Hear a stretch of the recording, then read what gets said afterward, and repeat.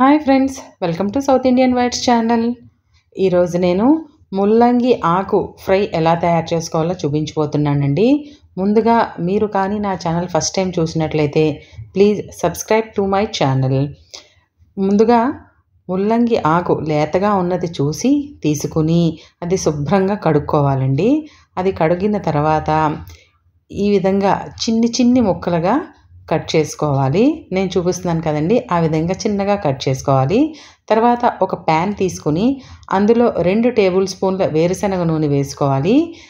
ఆ తర్వాత అందులో 1/2 టీ స్పూన్ ఆవాలు, 1 టీ స్పూన్ జీలకర్ర, 1 టేబుల్ స్పూన్ శనగపప్పు వేసుకుని దోరగా వేయించుకోవాలండి.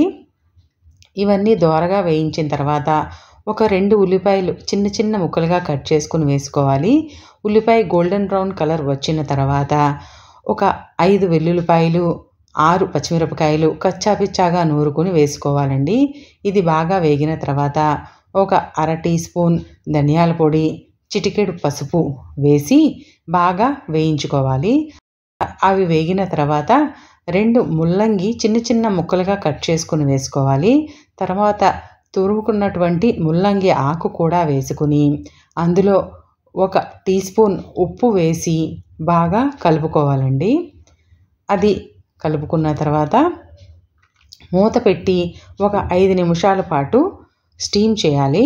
5 నిమిషాల తర్వాత తీసి చూస్తే ఈ విధంగా ఉంటుందండి. దాన్ని ఒకసారి కలుపుకోవాలి.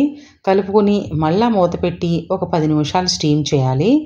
ఆ తర్వాత ఒక 1/2 teaspoon shahi masala powder వేసుకోవాలండి. ఇది నేను ఇంట్లోనే తయారు చేసుకున్నటువంటిది. లింక్ డిస్క్రిప్షన్ బాక్స్లో ఇస్తాను. అంతే అండి. అది వేసిన తర్వాత ఇంకొక 5 నిమిషాలు ఓపెన్గా ఫ్రై చేస్తే ముల్లంగి ఆకు ఫ్రై రెడీ అయిపోయింది. ఇది రోటీల్లోకి, రైస్లోకి చాలా టేస్టీగా ఉంటుందండి.